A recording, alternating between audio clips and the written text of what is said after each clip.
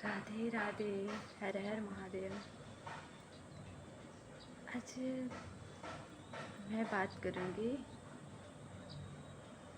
सबसे ज़्यादा सुखी कौन। एक हम आप जैसा है एक सामान्य व्यक्ति प्रभु के मंदिर में पहुंचता है और वहाँ बैठे जो पुजारी थे, महंत थे, उनसे सवाल करता है कि इस संसार में सबसे ज़्यादा सुखी कौन है।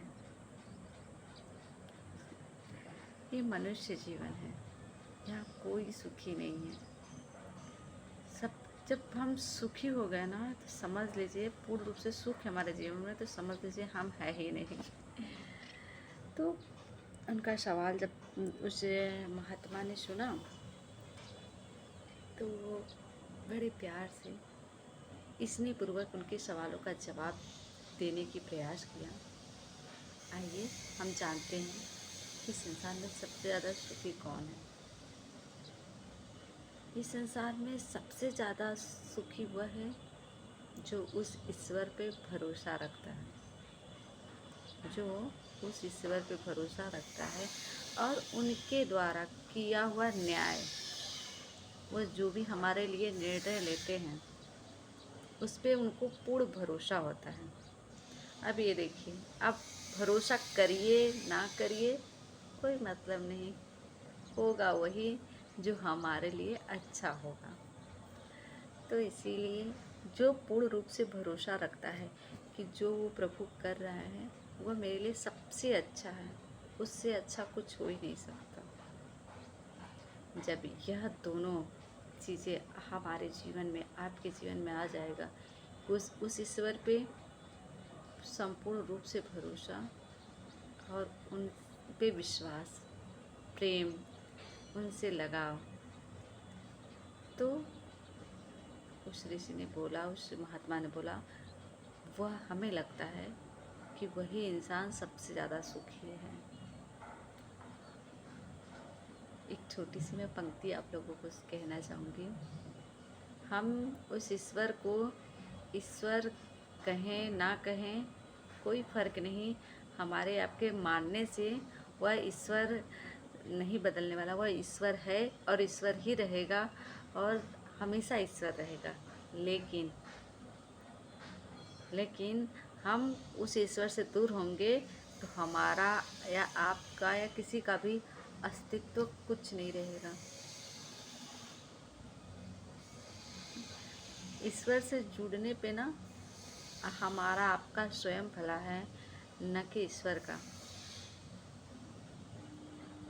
इस पे एक मैं छोटी सी पंक्ति आपको बताना चाहूँगी कि जिस प्रकार हमारे माता पिता रहते हैं, हमें लगता है उनसे हमें कुछ नहीं मिल रहा है, हमारे बड़ों से हमें क्या लाभ है, क्योंकि आज सबका नज़रिया बदल गया है ना। धन के लाभ को लाभ समझते हैं। पर मुझे जहाँ तक लगता है कि हर एक बच्चे को ना अपने घर के जो सबसे बुजुर्ग पुरुष हैं, महिला हैं, उनके साथ रखिए, देखिए।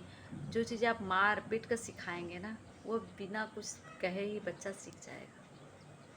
तो उनके पास जो गुण मिलता है, जो संस्कार मिलता है, जो गहराई भरी बातें मिलती हैं ना, वह हमें कहीं नहीं मिलेगी, कहीं नहीं देखने को मिलेगा, ना सीखने को।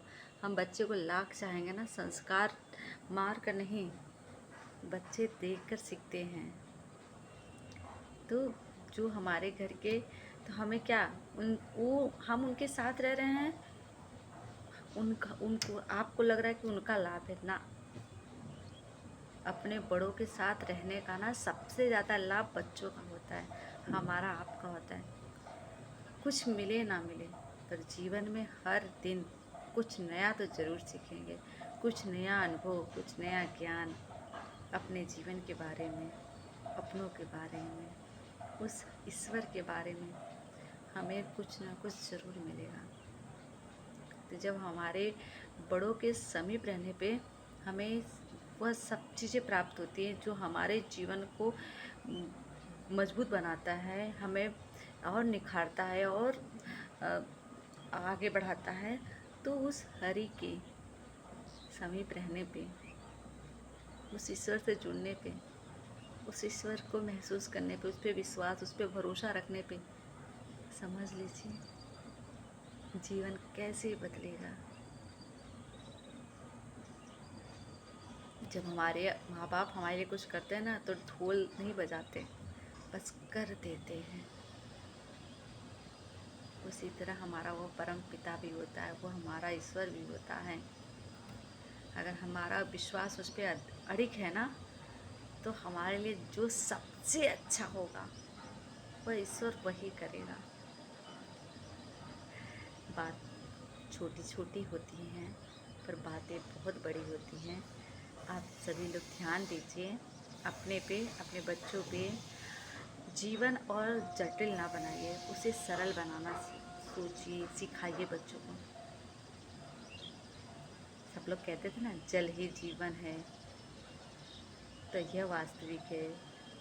समस्याएं भी बहुत आने वाली, समस्याओं का समाधान हम सबके हाथ में है।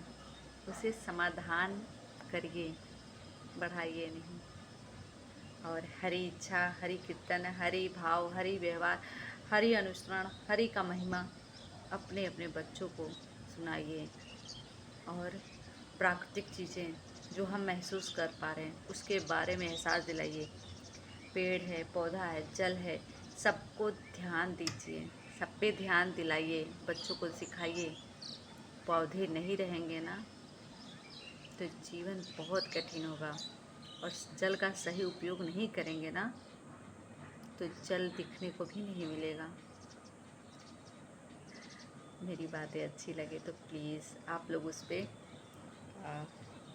अपने जीवन में, अपनों के जीवन में ज़रूर उतारिएगा। सभी को हर हर महादेव, राधे राधे। प्रभु की कृपा सदैव आप सभी पे बने। जय श्री राम।